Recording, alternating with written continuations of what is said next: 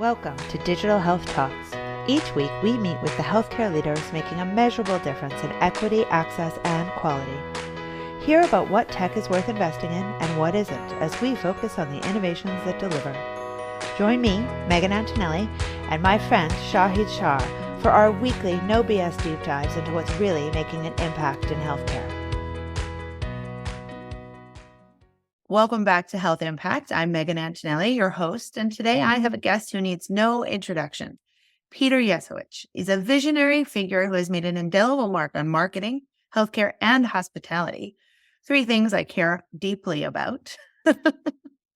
As chairman of the Hospitable Healthcare Partners, he's led a consultancy that bridges healthcare and hospitality, enhancing the patient experience with decades of experience and expertise. Peter has shaped programs for iconic brands like Fairmont and Disney and throughout his career. He's transformed healthcare as Chief Growth Officer at Cancer Treatment Centers of America.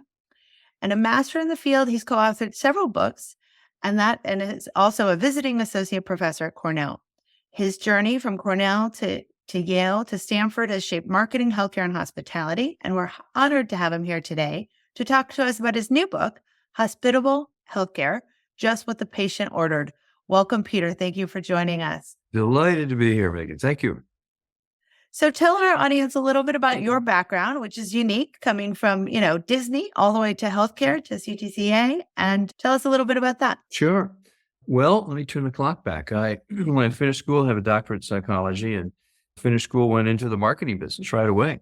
Service marketing in the hospitality business, as you mentioned, had a wonderful run there for 30 plus years, working with brand names that your listeners would recognize.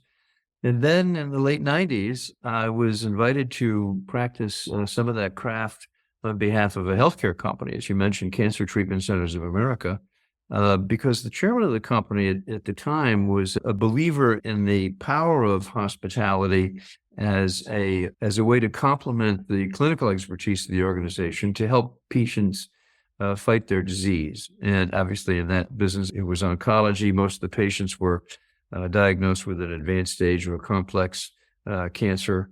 So I did that for 10 years. I hung up the cleats, so to speak, in the traditional marketing business, and I put a healthcare hat on. I learned so much about not just the business of medicine, but the practice of medicine as it relates to oncology.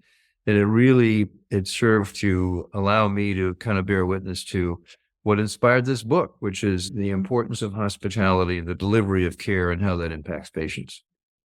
Yeah, I think with oncology so much so because they're coming, they have to come back and, so many times for treatment. I mean, that's one of the, really the most arduous things to go through. So I imagine, I can see why that would inspire. Tell me a little bit about the specifics there in terms of where you felt the need was and really what some of those principles of hospitality that you were able to apply. Sure. One of the things that I observed was the very thoughtful way that at CTCA, they really anticipated the level of anxiety that patients would bring to their engagement, from the moment that the first phone call came in. And first thing I did, actually, the first day that I joined CTCA, I went to the call center, I put on a headset, and for about 8 hours, I just listened to conversations that were coming in over the wire. And it was amazing to me to listen to the sense of anxiety, the desire for information, guidance, and so forth that was coming from, prospective patients, and then how the incredibly well-trained counselors they had there would respond to those questions. But that was just the beginning. And then the first time I entered a hospital, it felt like I was walking into the lobby of a JW Marriott hotel. There was no clinical white, color palette. It was all neutral tones. There was a grand piano in the lobby and very soothing music, a wonderful aquarium. The lighting was adjusted appropriately. There was no front desk. You were greeted personally by a concierge. I mean, the whole experience was completely different. And even right down to the meals in the restaurant, to the accommodations for loved ones that were there with patients who were undergoing treatment. And it was a culture that was born of an idea that the chairman had, and this was brilliant, and he called it the mother standard.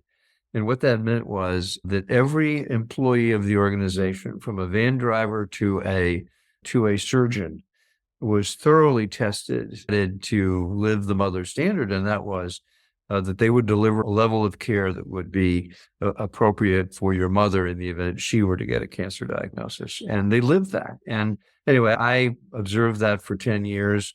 I watched the impact that had. I was privileged to ghost many rounds with clinicians, and I would listen to conversations with patients, many of which were extremely difficult conversations that were undertaken. But I witnessed firsthand what the hospitality aspects of care delivery did to allow them to receive that care in as positive a way as possible. Mm-hmm. That's great.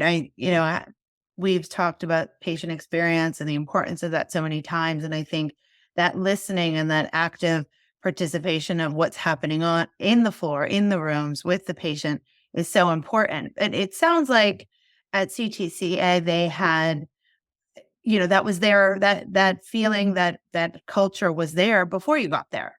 Correct. So what made it different? And then what is it that other organizations are missing? Because needless to say, that is not the replicable experience everywhere. Yeah, no, it's a wonderful question. I've thought long and hard about that. And I think the easiest way to answer that is at CTCA, everything was thought about and acted upon from the point of view of the patient.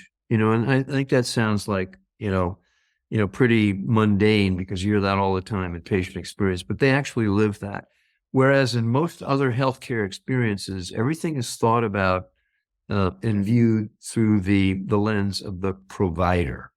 It's completely different, when you think about that. So the provider, determines when you can come in. The provider will tell you where to sit. The provider will, dictate all of the aspects of your care, naturally in what they believe to be in the best interest of the patient. But what they fail to recognize is that patients don't necessarily agree with their approach. They bring, to the engagement different levels of understanding, knowledge, anxiety, expectation, all those kinds of things. And unless those are accommodated individually by the provider, what happens is there's generally misalignment. It starts with, you and I were talking about earlier when I asked people, who say, oh, it's kind of an interesting book. I said, well, let me ask you a question. Have you personally ever had a healthcare experience that disappointed you or went wrong? And everybody's head nods, vigorously. And I say, well, let me try this on. I'll bet that it had nothing to do with the clinical outcome. They say, you're right. I said, I bet it had everything to do with the way the care was delivered. And that starts the conversation. They say, if the provider had just kind of reversed the focus of this and say, look at this through the lens of the patient, not through the process of the provider, it might take you to a different place. Mm-hmm. Yeah, for sure. And having hosted many discussions around patient experience and what can be done and bringing the patient to the table for those conversations too, right? Getting that feedback. And of course, now I think it is pretty standard. You get that feedback survey, but it wasn't always.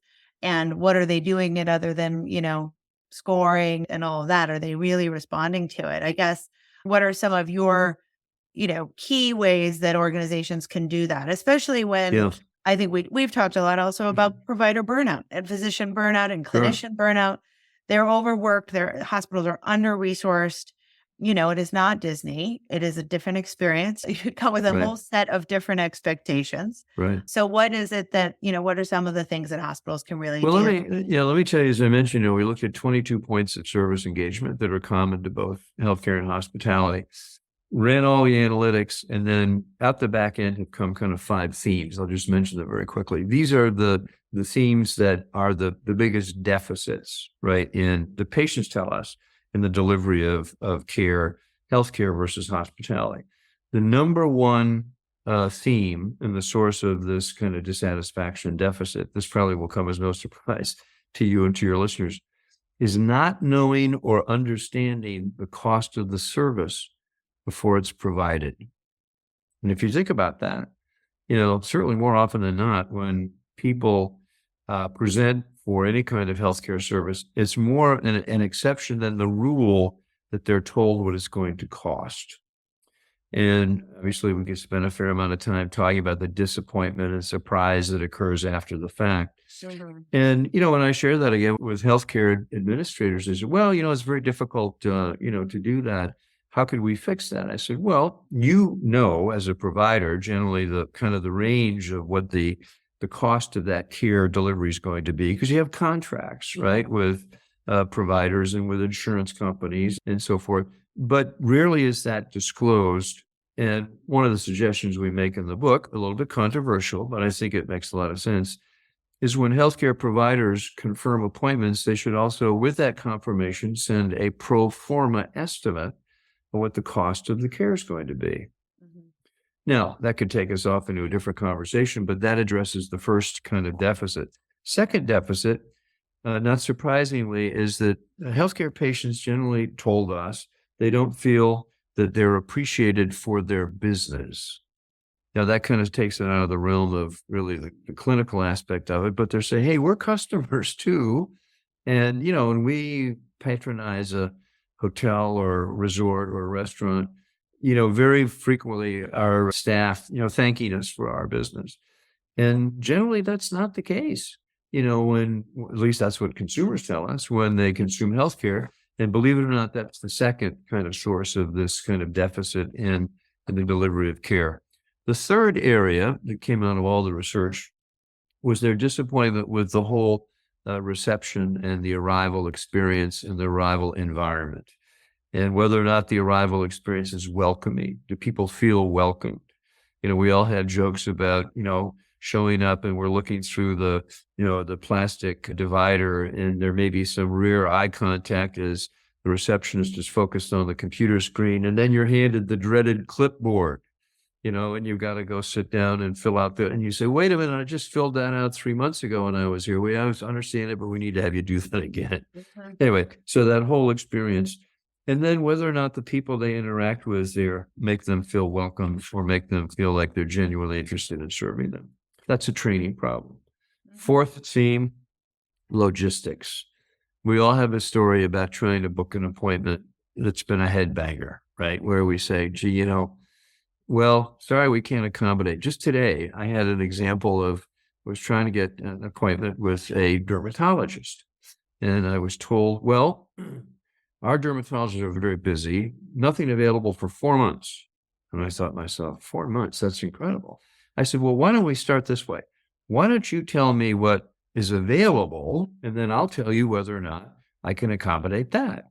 And so, not to be a smart guy, but the whole idea is if you kind of turn this around and say, okay, why don't you tell us what you would like, and let's see if we can accommodate that. Now, we may not be able to do that.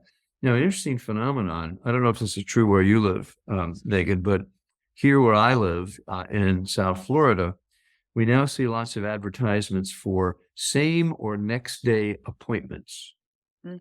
And you say, gee, that's kind of interesting. How is that possible? Particularly for really complicated, diseases like cancer, same day appointments. Well, what they're doing is they're deconstructing the appointment. So you may not see the oncologist the same day or tomorrow, but what you would see is an intake nurse who would accommodate all of the preparation that's necessary for you to have a really constructive discussion with the oncologist. It's interesting, even if you have to wait, that 6 to 8 weeks to see the oncologist, the patient experience is so much more positive because they've had at least within 24, 48 hours an opportunity to express their concern, share their medical records, whatever it might be. Anyway, so that whole service logistics issue. And then finally, the fifth category is service assessment and recovery from bad service. If you have a horrible anniversary dinner in a restaurant, what happens? You're going to get complimentary dessert and cordial, Mhm. right? Maybe they'll take the entree off your bill. If you have a bad night in a hotel, they say, well, tell us what happened. The front desk clerk is the one that will go ahead and give you the credit. Right. You got a problem with a healthcare procedure that went wrong. What happens then when you try to dispute that? Well, you go into a black hole, right? Right. And you may involve with some kind of extended debate with the insurance company. Anyway, we all know the outcome of that. Right. Why? Why does that happen? Well, we could talk for hours about that too. But those are Right. the five deficits. And I think so that last one and that first one, where you get into some of the, you know, elements of the problems that are sort of out of the control of the health system because you are involving the insurance and the coverage. Right. However, I mean, to your point, like with cost, when I go to my dentist or my oral surgeon or my orthodontist, they know and they are aware that people kind of price shop Mhm. because they know that the coverage is, we all know that our coverage Sure. isn't going to be full. So they do all that stuff for us, right? They contact the insurer and they say, okay, this is going to cost this and this is going to cost that. Right. And, and they're able to do it. So that service is part of what they provide, knowing that there's, that choice is being made. And I think, you know, with elective care and non-emergent care, it is a lot easier, of course, Correct. and health systems, can certainly get that. And I think, we talk a lot about technology and automation, and these are things that, those contracts are signed. It's not like that, we're negotiating, new contracts with the payer every time someone walks in the door. Yeah, and the So, reality is that, for most if not all of those elective procedures, that there is a prior approval that is given by the insurance company, before the appointment is confirmed. So, when I make that suggestion to providers, they say, well, you can't do that because we don't know what we're going to find when we get in there. I say, I understand that. So you do a pro forma estimate with the disclaimer that the range estimate that you've been given is subject to change based on tests that need to be conducted, right. the examination and so forth. And I think just giving patients that preliminary look at what the cost might be, according to our work, would go a long way toward resolving the deficit, the number one deficit that they tell us they have in the consumption of healthcare, which is not knowing the cost or not understanding the bill. Right. And what's your recommendation to health systems in terms of how to do this? Do you tell them, start with the finance department, or do you start, because it sounds like at CT, it was a culture of service that they built in across the organization. Correct. But some organizations may not have the resources to do that. What are your sort of best practices or advice? Yeah, that's a great question, and it's a complicated answer, but it requires the integration of, first of all, a commitment from senior management that says we believe patients have a right to know, and that we want to the best of our ability, want to give them that.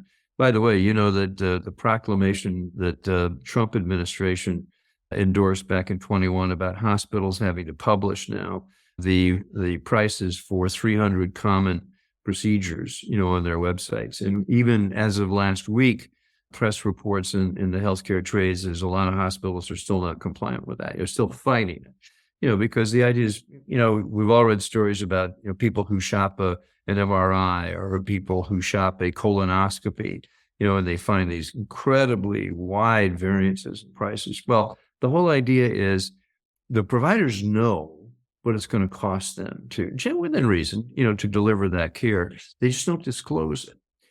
So my answer to your question is you do a pro forma estimate with a range, which is known at the time the appointment is confirmed because an approval was given to see the patient, with a disclaimer that says, this is subject to change based on, and again, it's not going to be precise, but it's going to be probably in the ballpark. And that goes a long way toward helping patients understand, to help them make a decision, as to what it is they want to do. And what it does is it minimizes the risk associated with the unpleasant experience after the fact of, getting a bill that you don't understand or one that you want to dispute. And, the whole other thing that we looked at, which will be intriguing to you, is the whole concept from hospitality of a performance guarantee. And years ago, Holiday Inn was the first one to say the best surprise is no surprise. So if you stayed with them for a night, you didn't like it, they'd say your stay was for free. So we say, is that applicable to healthcare? And as it turns out, there's one hospital system in the country, it's in Pennsylvania, that has a program called Proven Experience. It's the Geisinger Health System. It started a couple of years ago. And very progressive thinking. And they say, well, you know what? As a patient, if you have an experience with us that is unsatisfactory, now it's not the clinical outcome, but it's all of the elements of care delivery. Unsatisfactory, you can express that dissatisfaction to a patient advocate. And it's the patient advocate, by the way, not somebody sitting in the accounting office who renders the decision. And if they determine that the grievance was legitimate, then guess what? Then they'll refund your copay. So you don't have to pay for them. And we thought, Right. wow, that's really an interesting idea. Why isn't it more health systems don't pursue that? Right. Because that's a testament to their belief in their own credential, that they No, really do. for sure. Anyway, That's so amazing. there's a lot of good stuff in the book on Yeah. some of No, those I'm principles. Yeah. Yeah, I mean, that's amazing. And it is, I mean, it's kind of in this, I mean, the discussion of cost transparency has been a long one, and hospitals are so slow to come to the table with those prices, as and if you think about the service and what you get, and whether it's airlines, which are notoriously not the greatest in front of or service, but Ritz-Carlton to Starbucks, right? I mean, Right. the cost is there, it's transparent, it's not, and it does reduce your anxiety, right? You know that it's not, you're not going to get this big bill at the end. Whereas when you go to a restaurant and the prices aren't on the menu, you're Right. always a little nervous. But it's really interesting. One of the things that has accelerated the growth of the hospitality industry that we still don't see in healthcare is this whole concept of yield management and pricing. And the whole idea is that, as you know, when you go online to book a hotel room, you have a choice as to when you want to go because the prices are different, which day of the week, which room you want. In the airline business, you have choices between different times of day, where you want to sit, and all those kinds of things. In healthcare, you have no choice. And we asked the question, well, why is that? Wouldn't it make more sense if, healthcare consumers had some element of choice so they could decide, well, I'll go in for a scan on a Saturday morning, not a Tuesday morning, if I can get a 10% discount or something, so that's a whole revolutionary thinking around that as well. Right, right. That would be amazing. Yeah. No, and I think, choice, transparency, and then the elements of experience that you talked about. I think in some cases, some of the health systems are even overcompensating because they feel that they're not able to impact the transparency or the cost, and that they don't have total control over that. So they overcompensate with respect to the experience, and in terms of the grand piano and all of that. I mean, I think it does make a difference when you walk in and you feel that. But and then, as we've talked a little bit about competition, I mean, this environment is changing. It's not just, which cancer hospital are you going to go to, or which ER are you going to go to based on times, but are we going to even leave our home for the care that we need? So Sure. what are your conversations with folks about, about that shaping the Yeah. show? Well, that's one thing that we say kind of looms on the horizon that we think is going to accelerate a lot of what we advocate in the book. And that is transparency and pricing, as we've just discussed, number one, which is not only being driven by consumer choice, but it's being legislated, as I mentioned a moment ago. And I think we're going to see more of that, number one. But number two, you think about the architecture of the healthcare industry, it's primarily a lot of independents and local and regional providers. That's the way the hospitality business began back in the 60s. And now, as you know, there are probably 4 or 5 kind of very large holding companies that dominate the landscape. They have different brands, but they dominate the landscape. And the common kind of thread in all of that is their loyalty programs.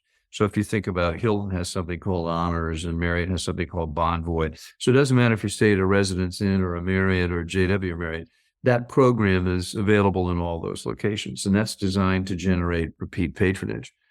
That was driven by competition, the need to do that. And we think that the healthcare industry is rapidly approaching that point in time where the same thinking is going to apply. And that is, as more and more hospital systems acquire others, as hospitals acquire physicians' practices, and there's this consolidation underway, the issue of competition is really going to start to percolate.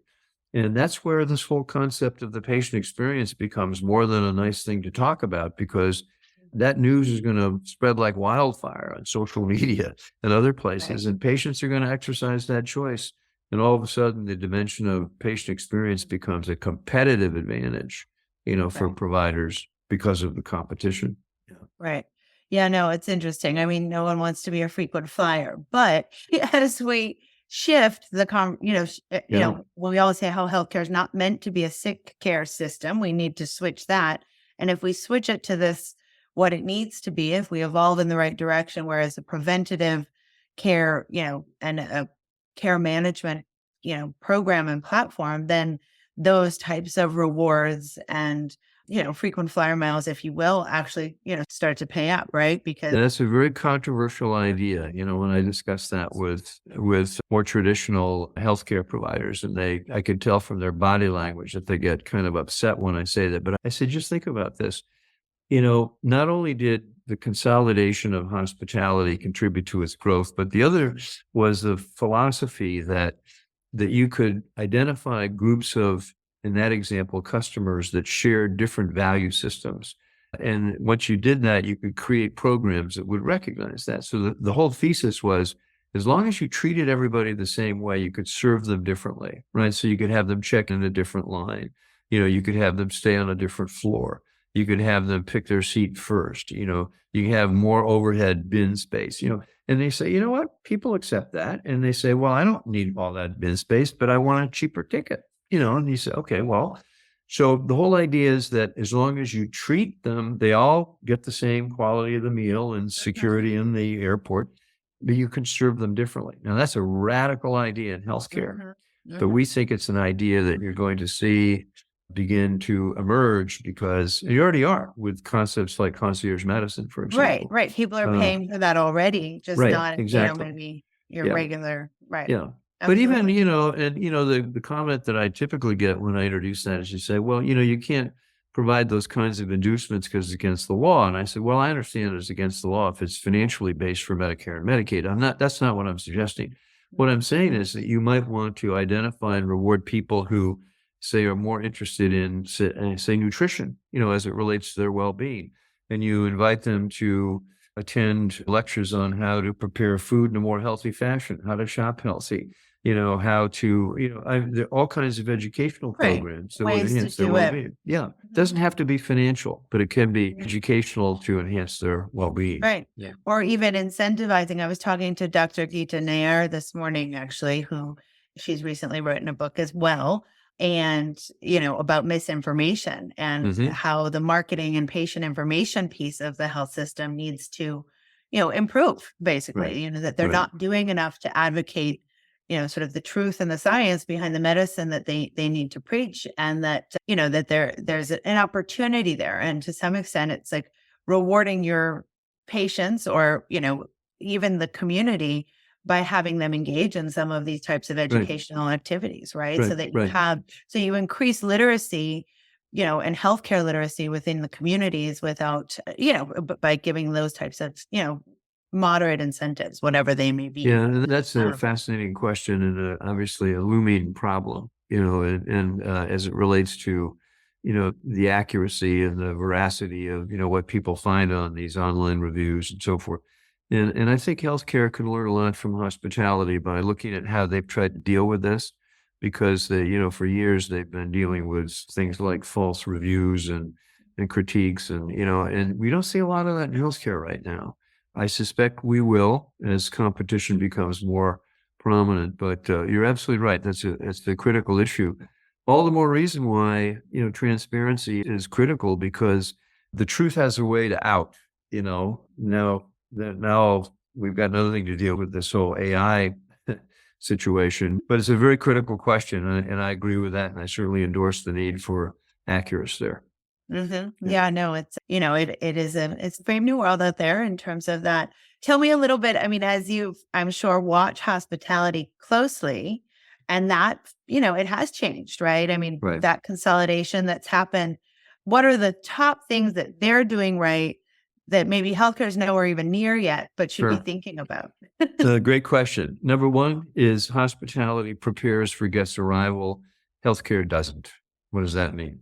I sign up for a program. I disclose all my information, where I live, my credit card, and so forth. So when I show up, they don't have to ask me 10 questions that I got to fill out every time I show up. By the way, if I show up in Hermosa Beach, they don't need to ask me questions there. If I show up in Dallas or if I show up in Miami, it's all in the system, right? Right. Healthcare providers just don't do that.